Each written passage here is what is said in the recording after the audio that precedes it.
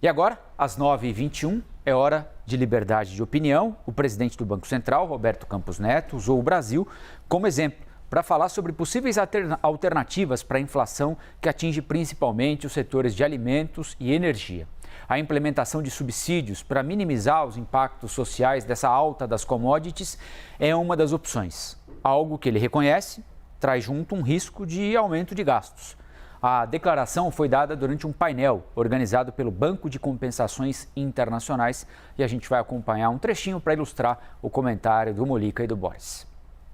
We intervene in prices, we intervene in the process of producing oil, of producing electricity, and that will fix the problem in the short term, but will discourage investment. And at the end, I think the private sector is the one who's going to solve the problem, not the government. And I'll transfer the positive shock to fix the social issues through subsidies. And this is a good solution, but the problem is once you create a subsidy, you have the risk of becoming a permanent expenditures. Mollica, Boris por aqui. Nessa ordem vou perguntar para vocês, basicamente duas perguntas, né, Mollica? Essa é uma boa saída, dar subsídios? E é o risco de tornar esse gasto permanente que impede o governo de tomar essa decisão, hein, Mollica? Eu, de vez em quando, eu fico rindo um pouco dos economistas, na boa, com todo o respeito, com todas as vênias, né, como diria o Sérgio Moro. Tem o risco de tornar despesa permanente, subsídios podem, de uma maneira, poluir a economia de um país, podem gerar consequências, afetar os investimentos, podem, né? Mas se não houver uma ajuda, as pessoas vão morrer de fome. Tem uma questão. E a morte, né, quando as pessoas morrem, isso também é uma coisa permanente. Então, entendo a lógica liberal, respeito essa ideia de você não jogar nas costas do Estado todas as tarefas, deixar que a própria população busque alternativas, busque caminhos, crie empresas, trabalho, ok, legal. O Brasil é um país capitalista, isso é inerente à lógica capitalista, o estímulo existe no Brasil cada vez mais, né, uma tendência a isso, até de um modo geral o mercado de trabalho no Brasil sempre foi ruim, a remuneração sempre foi baixa, então as pessoas buscam se tornar empreendedoras, ok, mas tem uma hora que não dá.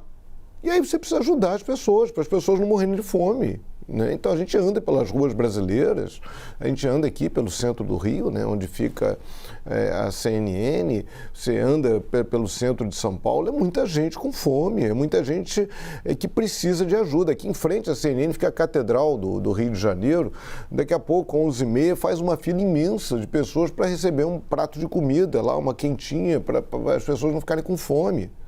Então isso é muito grave. Então os economistas têm que ter um pouco de cuidado, ainda que, sim, para aliviar um pouco aqui o presidente do Banco Central, o Campos Neto, ele mesmo disse que se também não houver a não existência de algum tipo de ajuda, vou usar as palavras dele, não é socialmente ou politicamente viável. Ou seja, ele reconhece que em alguns momentos de crise, a gente passa por uma crise que foi agravada pela pandemia, né? O Brasil ainda não se recuperou, está havendo uma recuperação, não diria nem do emprego, mas da ocupação, né? Os dados que saíram essa semana mostram uma recuperação da taxa de ocupação da população brasileira, mais gente trabalhando, mas o índice de informalidade é muito alto e a renda caiu muito.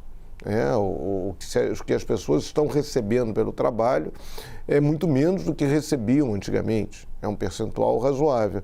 Então, assim, devagar com a louça, ok, é o papel dele como presidente do Banco Central alertar a sociedade para os riscos da inflação, para os riscos de uma política de compensação social que pode se tornar permanente, de alguma maneira atrofiar investimentos. Mas olha só, adoro citar aquela frase do Betinho, o criador da campanha contra a fome, quem tem fome tem pressa.